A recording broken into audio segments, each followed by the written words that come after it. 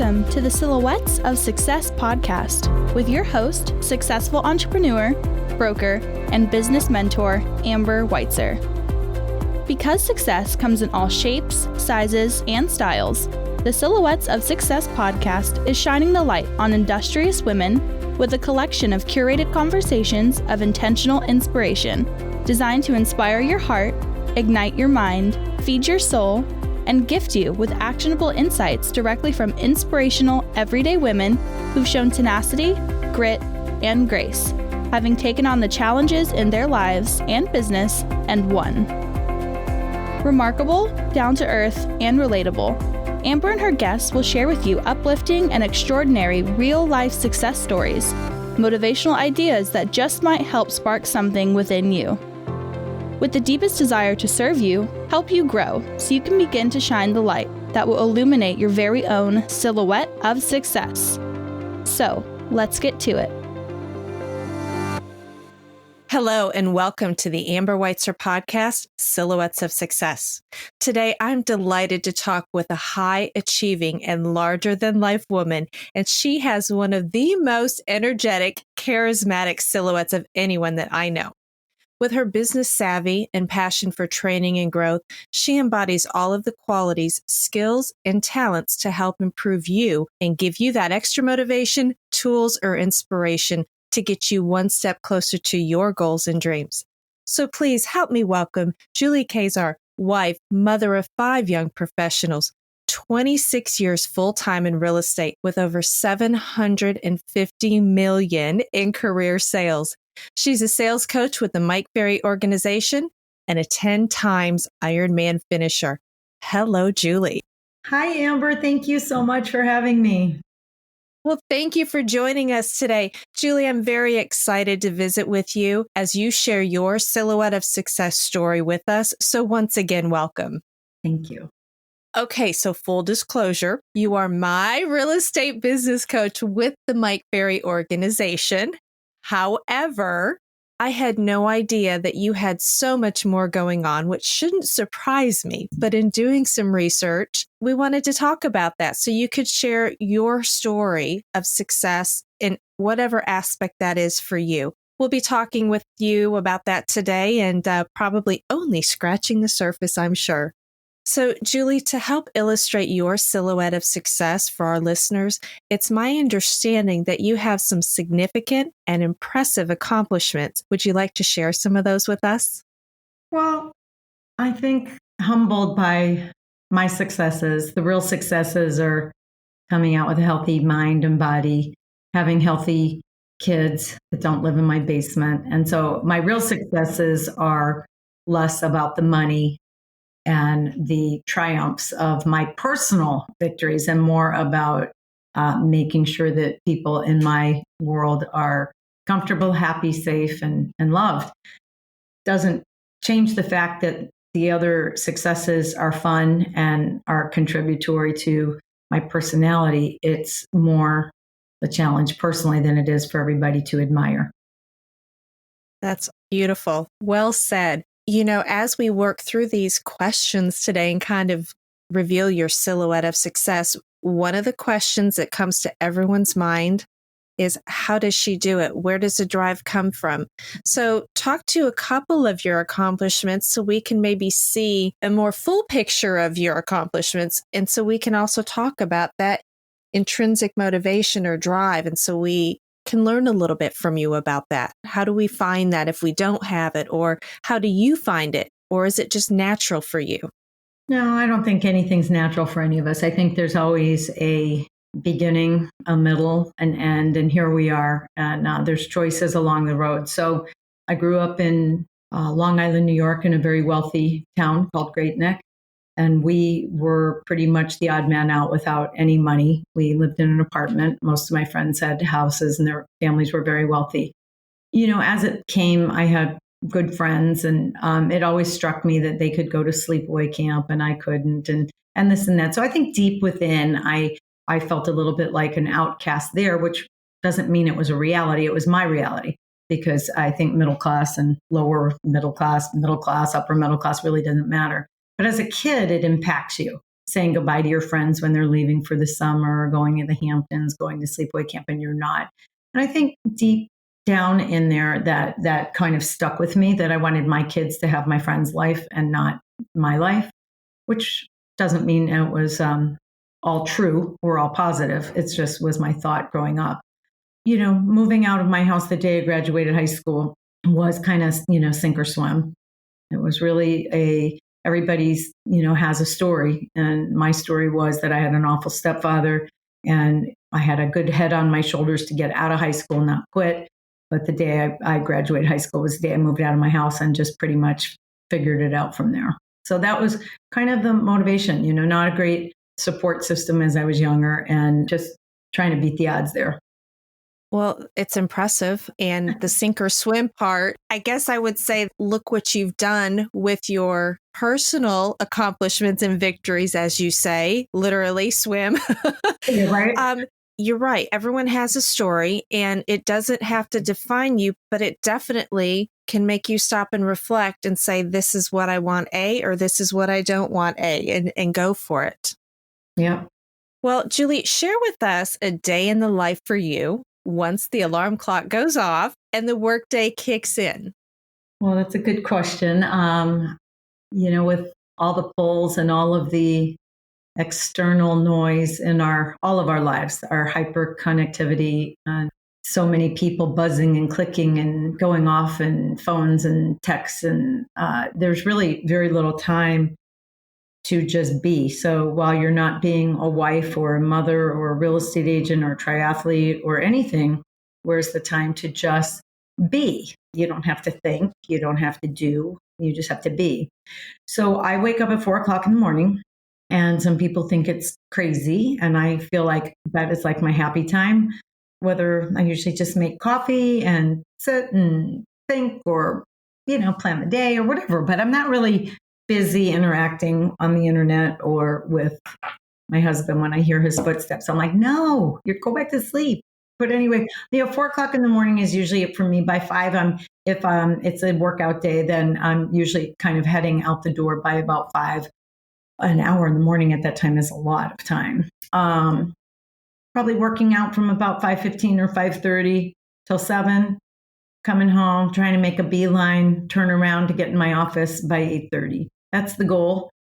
Today I was in my office at 7:30, and that's because I didn't work out. And again, just trying to stay in front of it instead of reacting. So if I can come in to plan the day and the things that are going to be thrown at me earlier, then I can have control over my day instead of the day controlling me.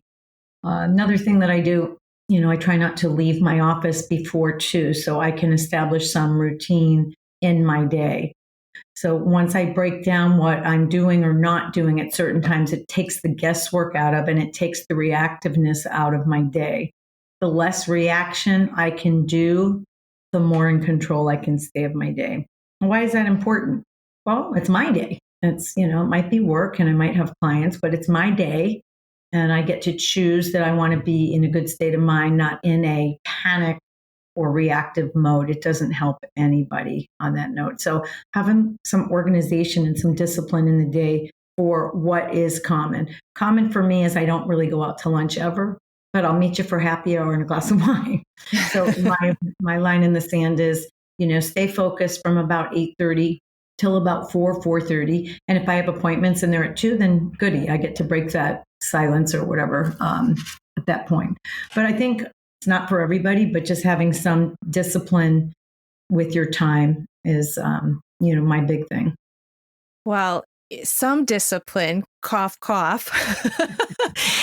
I mean, to have the strength, not only, of course, to stay on the schedule and to have a structure in your world, but to be able to be so confident to say, it is my day. That's monumental. So that's amazing. So many people, I think, are fearful of being able to admit that it's their day and things just take over. And it sounds like you've got a system in place to remove that anxiety that so many encounter. Yeah, I think it's more problematic if you really read or look into it than anybody cares to admit. And problematic meaning that you think you're doing the right thing by responding to everybody all the time, getting involved in Facebook, getting involved. And before you know it, your brain is twisted and turned and wrapped up. And oh my gosh, I forgot this one's birthday and this one. And the thing is, you're okay not to be everything to everyone. I mean, if you really, really need so much external pats on the back, make some goals for yourself and see what it's like to please yourself before you please the general public, who most of them, minus your family, don't really care. So, finding something that you can be proud of for the day. It could just be, hey, I stuck to my schedule, or, highlighting. I love red Sharpies and yellow highlighters. Those are like my favorite daytime tools. Scratch out, highlight, do this. So some simple gratifications for yourself. Oh, that's amazing. So as I'm taking notes here, so it's a good thing these are recorded so I can go back later and everybody can listen to that advice. So speaking to that a little bit, with your career and everything that you do have going on, if you were to reflect back, was there ever one specific point in time, event, key situation in your professional life that forced you to take a major shift with your business or career? Share with us something you could think of. What was the result, whether it be positive or painful, and how did you grow? Did you say you cut out there? Did you say something in my career that changed or pivoted, something that I did? Yes. Okay. Yes. Yes. When I was 24, I became a flight attendant. I was a flight attendant for Eastern Airlines, and then after that, US Airways. And I was on maternity leave. I had a daughter, and I was pregnant with twins, and I was on maternity leave. And during the maternity leave, one of my friends with the airlines, one of the planes, it's sadly to say, and not a fear, but it went down and she was killed. And at that same time, I was having twins and I was going to be 3 kids. Literally, I was walking by. It was kind of one of those aha moments of, if you believe in little signs, you can find them all day long. And I was just at the grocery store and I saw a sign that said real estate classes starting soon. And I just looked at that sign and said, aha. It wasn't like kind of, it was completely crystal clear that that's what I was supposed to do. And I never went back to flying from my maternity leave and went right into real estate like pretty much that week. So, I think if you listen for the signs in your life, listen and watch and hear your own world, you'll get signs. You'll know the right decision to make. Wow. That's a game changer. And that clarity you were seeking, your eyes were open, your heart was open, and look what you've done since then. So thank you for those classes. Yeah. Thank you for the signs. I appreciate that too. I always say, if you're in your closet and the cream color blouse falls on the floor, don't wear that shirt that day. Yeah. Just hang it back up and find something else to wear. Oh, okay. Noted. Really noted. Take those signs and laugh at them and embrace them and have some fun with them. No, they're not. No, the shirt's not going to cause you a bad day, but somebody somewhere, a book falls and maybe you're like, oh, it was between 2 books. Yeah, that's the book I'm supposed to read. So look at and be open to the signs of life. So pay attention, be present in the moment, because we never know. I think that's really it. Be present with yourself first and then let other people in via Facebook or text. But find and ground yourself first. Like right now, I honestly don't know where my cell phone is. I mean, it's probably in my purse in my drawer because that's usually where it is. It might be in my assistant's office. It could be, but I think the important part is that if you're present, then you can understand and take what you can get out of what you're doing as opposed to half-assed. Beautiful. So talk to us a little bit about, if this happens to you, how do you get yourself unstuck, or if you need motivation or seemingly have a barrier between you and a goal or dream, what are some tools or techniques that you can share with us that might help someone else put that into practice for them? So I think making a decision quicker than what you might think, instead of asking 20 people what they think. Of course, you've heard this before, Amber, but your guests may not have. But Mike always says to us, make a decision, good, bad, or indifferent, and just move forward. So again, is somebody going to be mad? Is somebody going to see that? Okay, what happens is making the decision and going forward and staying within your own wheelhouse is better than agonizing, asking, getting a head full, a cloud full. We're all going to make mistakes, but for the most part, adult people can make good decisions for themselves. I'll go back to trust those decisions. If your intent is never to make a decision based on hurting somebody, their feelings, or doing it in spite or doing it for an agenda, then I don't think you can make a bad decision for yourself. Well, that's another good one. I think I'm taking more notes than, than I customarily would. No. Wow.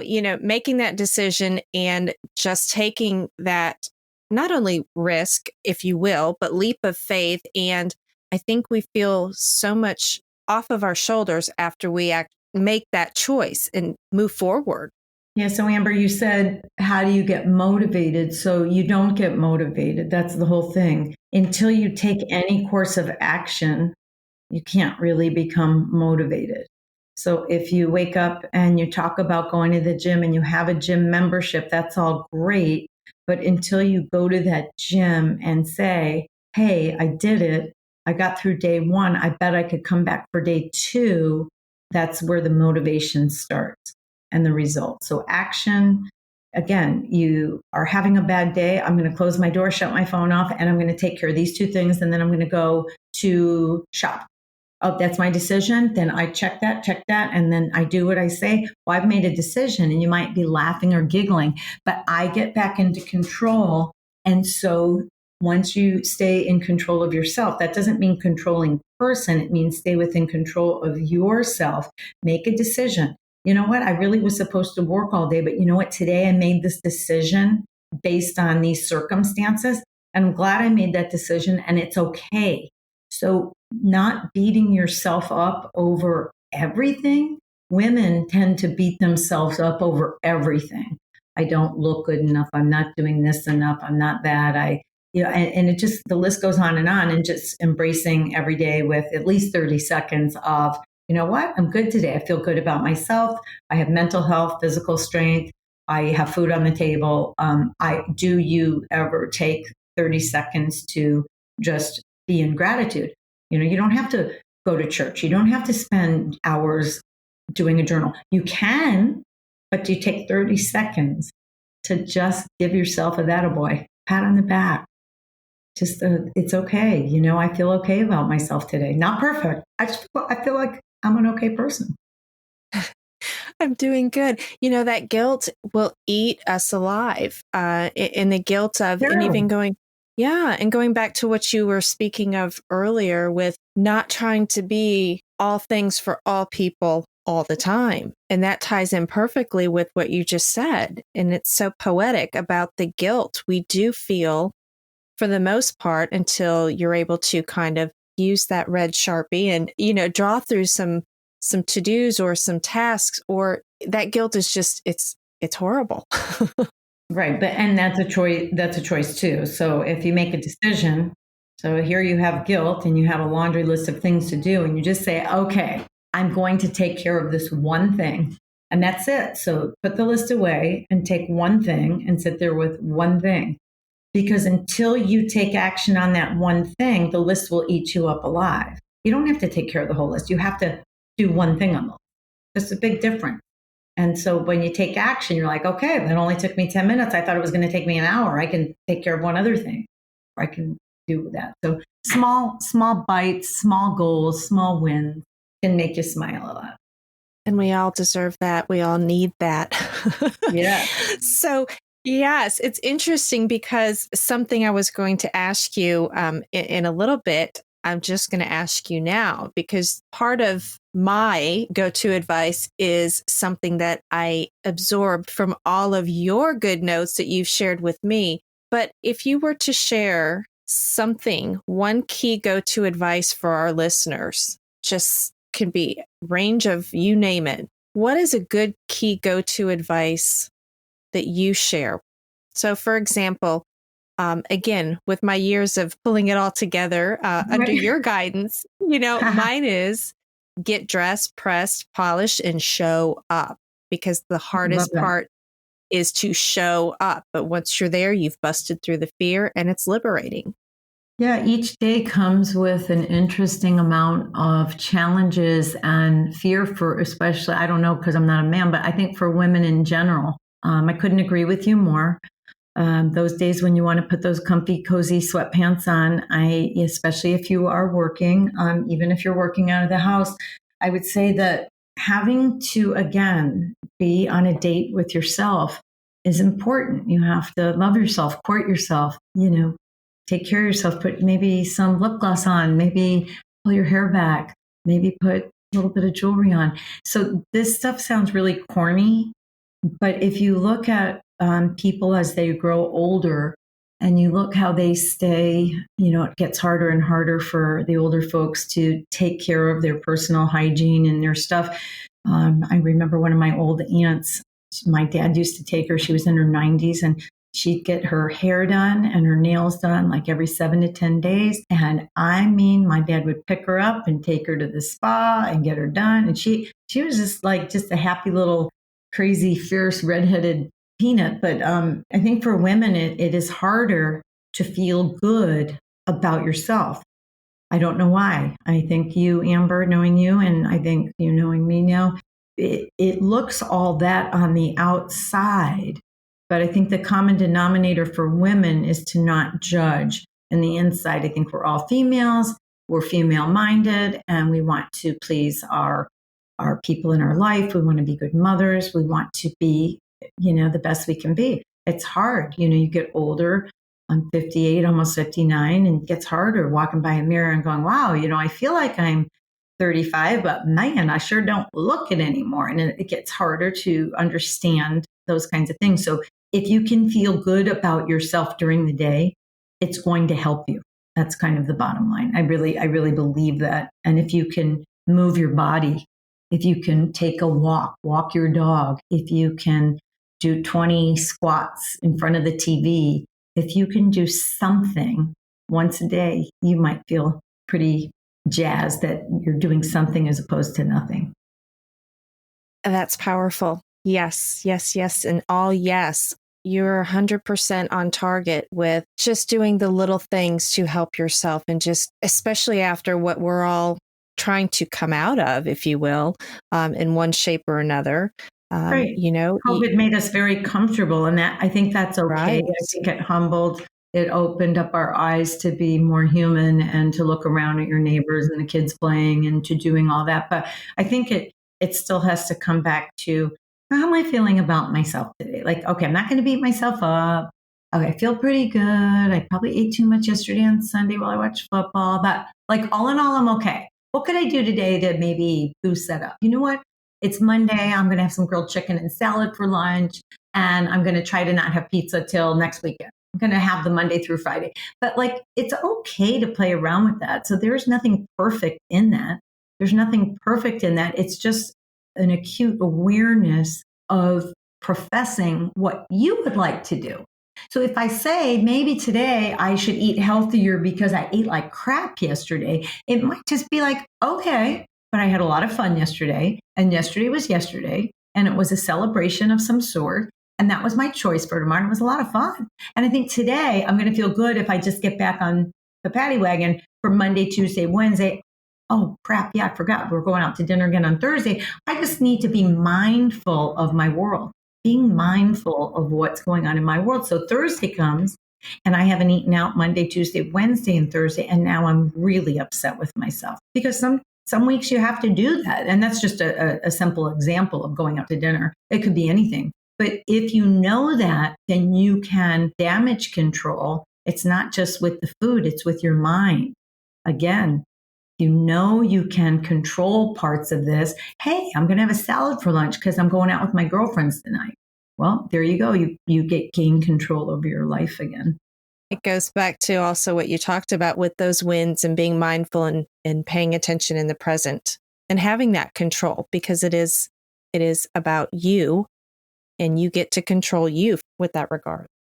Yeah, it's kind of fun. I find great moments when I can say, wait a minute, I'm not going to do that right now. I'm going to do that at 6. Why? Because this is going to be completely disruptive if I do that right now. But at 6, I could give my all to this person who might need me, and the situation may be dissipated and nobody's, bleeding out or anything. This is a normal thought process for how I want to go and run my life.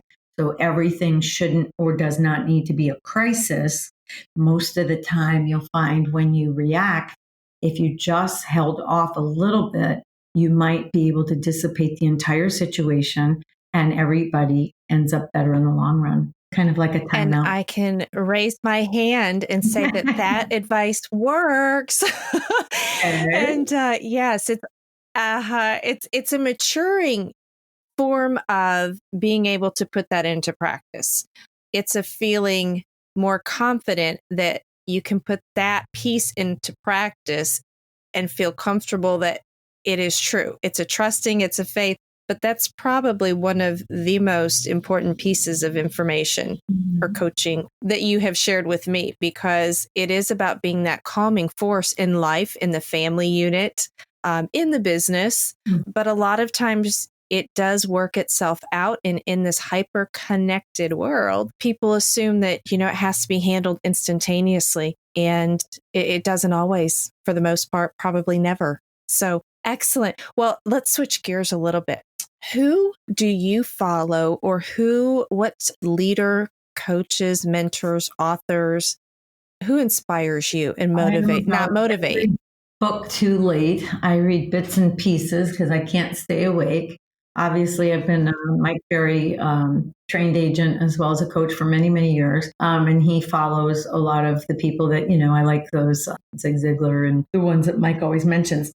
I am not as well read as you, Amber. That is for sure. I have lists and lists of books. You probably have given most of those to me on my list. And that is definitely something I want to improve. In my spare time, I be honest with you, I like to read fiction because it lets me, again, be in control of what I want to do. And I don't want reality, or maybe I don't want to think about work or anything like that. Although I do enjoy those books. I mean, one of my favorite books is The Outliers. It's all of 125 pages. It's the easiest read you've ever been, but it's just such a great book that just explains that a little bit, a little bit, a little bit, a little bit, every single day, a little bit goes such a long way. When everybody thinks, oh my gosh, I can never do that. Oh, yes, you can. Read that book a little bit. So I don't have anybody. I wish I could give you this list of all these great people, but I can't. I'm extremely inspired. Amber, you have been with me for a long time and inspired. This is the first time that the tables were turned and we shook on the fact that we would coach and do everything else separately. That being said, I have other coaching clients, all very different. And I will say, get a lot of laughs and a lot of inspiration and also a lot of motivation from them. And the reason is because each person, whether it's the people I coach or the people that you may know, are doing, each person, has a story. And if you really listen to their story, you can find great things in almost everybody because it's all relative to them.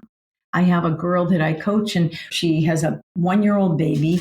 They had to run for their lives in California. They had to live with their mother-in-law. It was horrible. She had to figure out daycare, no home, and this with her child, try to carry on a business. And I'm going, oh my God, I would have just threw the towel in, and then to hear her be able to get to work and to be able to persevere.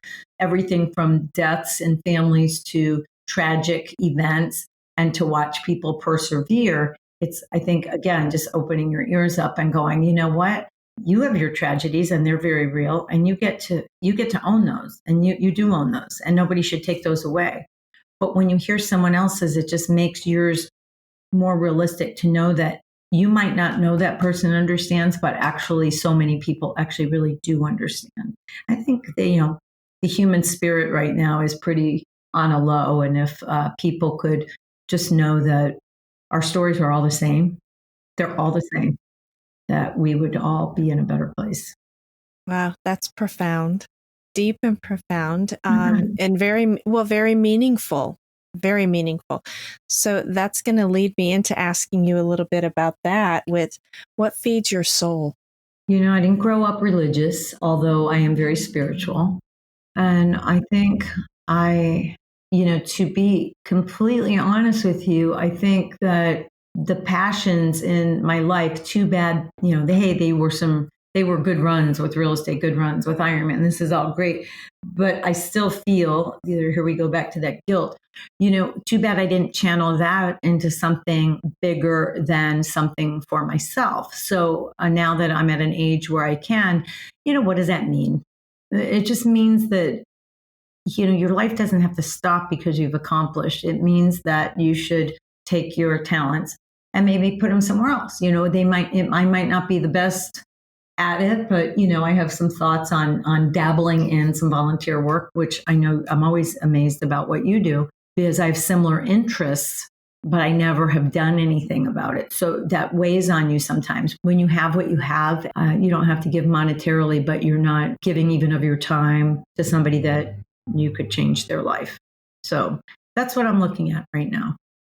Yeah. And it's all about timing too. And like you talked about in the beginning about seeing those signs, you know what, the time will be the time. And I would have to say that you have been giving in multitude every time that we speak. And I know what you accomplished on the other avenues. And so just by leading with your example and your strength and sharing what you share already. So don't cut yourself short on that one. Well, for I sure. appreciate that because I appreciate that. And I think just as you give to other people and they give back, so it doesn't have to be an equal playing field to gain something. So when I say I gain from my coaching clients, I really do. I get a lot of joy. I still feel very anxious on my coaching days. I'm nervous. I have to prepare. I mean, it is extremely intense because it's for them. And I want to make sure it's coaching for them. And so I don't just pop on the phone. And it's funny, after all these years of coaching, I still have, like, in the shower, it's going to be the best coaching day ever. And I'm going to do, and I have all these high hopes for my clients. But it's very hard to come to a Tuesday and a Wednesday on the days I coach and think that it's not stressful. It's a good stress, but it's very stressful. Right. Well, it's intense because you are putting someone else and their needs and their dreams and goals in front of yours. And so you want to show up. And I get it because I thought, okay, of all the people that I'm going to visit with, guess who I have to be super ready for? super ready for. So that's beautiful. So how do you relax and unwind? I like red wine. I'm not going to lie. 5:00 is 5 when I get home. Anywhere, usually it's between 6 and 7 when I get home. But I like a glass of wine. I like just to go home to my husband at work. At home, I think we've talked about this before, but I disconnect completely when I go home. I don't feel guilty. I don't feel like anybody outside my home should have a part of me at that point. And I feel very, very specific about being home. So I can be goofy. I can be playing with the dog. I can put my favorite little yellow duck shorts on and a sweatshirt, and I can just be me. So we go back to waking up being me, being on for whoever needs to be on with a controlled environment during the day, not reacting, patting myself on the back a little bit, not beating myself up, making sure I give 110% to any one of my clients, whether they're coaching clients, real estate clients, my kids. I don't even call my kids if I don't have time to talk because they were the first people that called me out on, you're not present in our conversation. I said, well, then we'll have to book a time on a night where we're scheduled so I don't rush you off the phone. And I learned a lot from that. So if it's Thursday and I'm talking to Jordan, then I know I'm not going to call her during on the car. Hey, I'm in the car. I have some time. I'm not going to do that. I'm not going to do that anymore. And I don't do that anymore.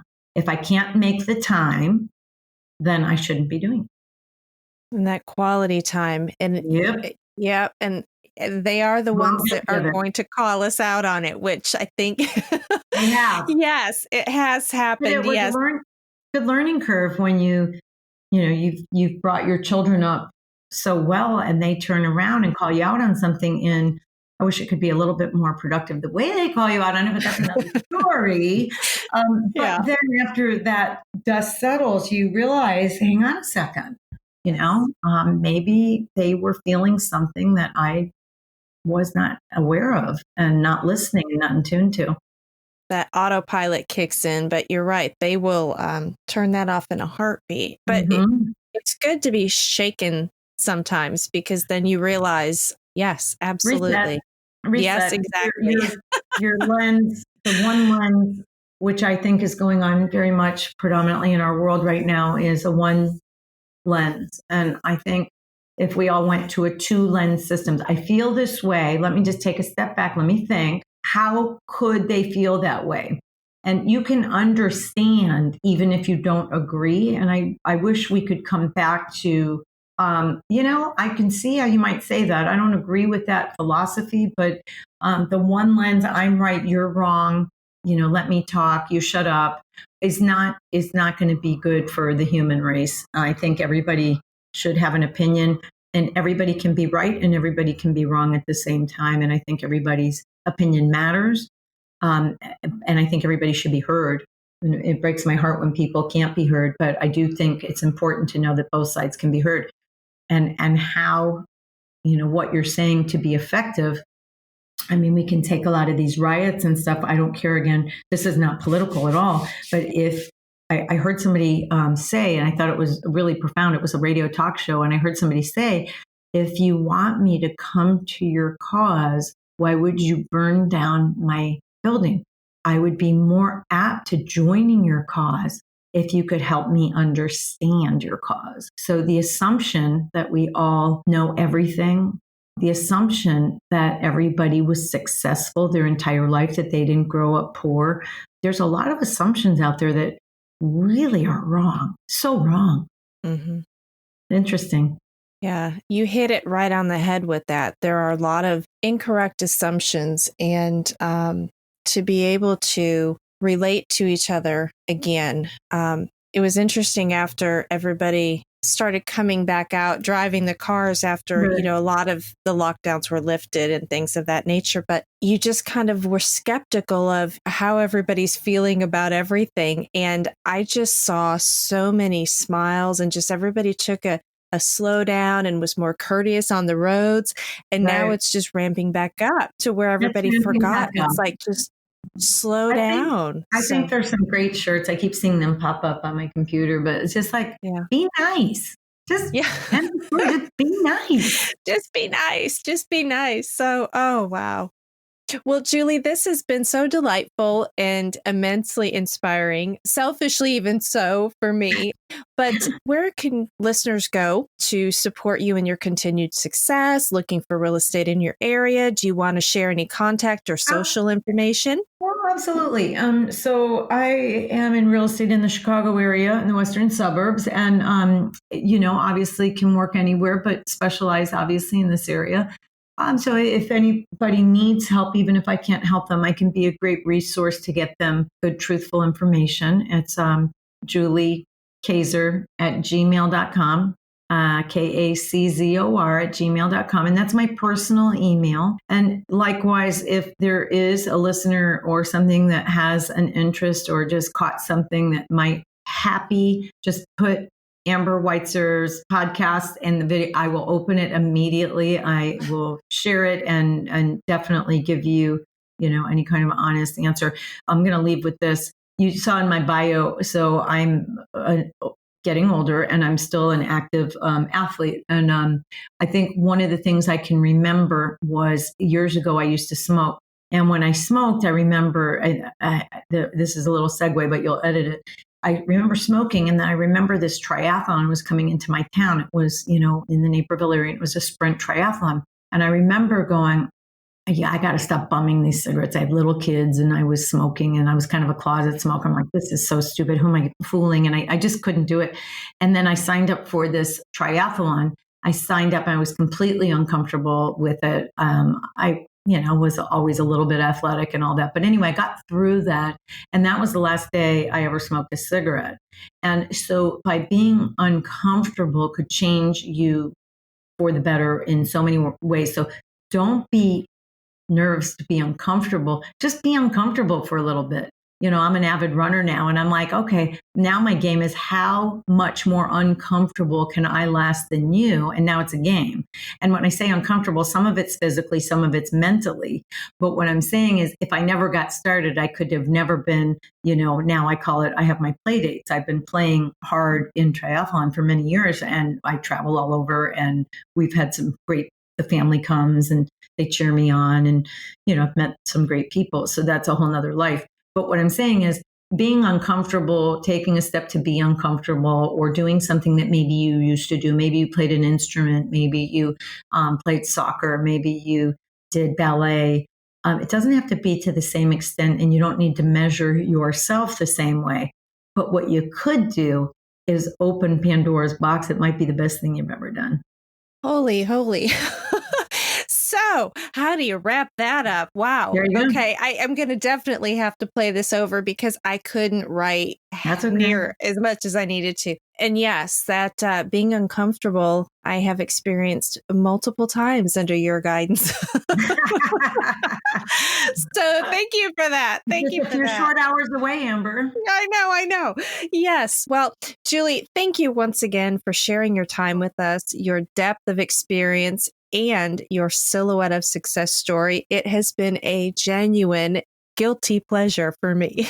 I've known Amber Weitzer for, I don't know, I think 5 or 6, maybe 6 years. I'm not even sure. And I am so honored to have Amber in my coaching schedule. Amber can handle separating coaching business with personal business, and we've established that. And if it ever went differently, we would figure that out too. But one of the things about Amber that she doesn't see, and that I think this is one of the reasons I might be onto something here, but the silhouettes of success is because you pride yourself on other people's success, but I don't think you ever realize just how incredibly admirable your stories are. Your entrepreneurship, your volunteer, you're lifting women up, you're feeding, you're selling real estate, you're doing all this. And then on top of it, your concern, your absolute concern for your husband and for your children. And I say your husband with a capital H because some people are just like, oh, blasé, we'll just kind of scooch around. And to see your priorities and to see you grow and then prioritize your life, which goes to the ground up, the foundation up, which is your family first and everything else. Everybody just looks up to you, Amber. And if you don't see it, I'm going to just tell you that everyone who meets you looks up to you. And you should just know that. I'm super proud of you. Well, thank you. I had to mute you because I started getting teary-eyed. That is so sweet. It's the truth. Well, thank you. Thank you from the top, middle, and bottom to go back to your your story. There you go. My heart. Edit. No, thank you. Thank you so much. I value every moment that we get to talk. So thank you. Well, thank you for letting me be a part of this. And I'll look forward to seeing and hearing the other women on here. And I'll be anxious to see what this is all about. Thank you for joining us on this episode of the Silhouettes of Success podcast. If you enjoyed the show, make sure you subscribe so you automatically get new episodes. And we'd love if you left us a review. We love to keep you in the ripple of support flowing and encourage you to pass on the light to help illuminate another's silhouette of success. So, please share this podcast on all your socials. Amber would love to hear from you, and you can find her on Facebook, LinkedIn, or head over to amberweitzer.com to reach out. To find out the latest ways to inspire your heart, ignite your mind, and gain actionable insights, subscribe at amberweitzer.com. The Silhouettes of Success is for those women who want to illuminate their success in life and business and pass it on to support others. We are honored and humbled that you've tuned in.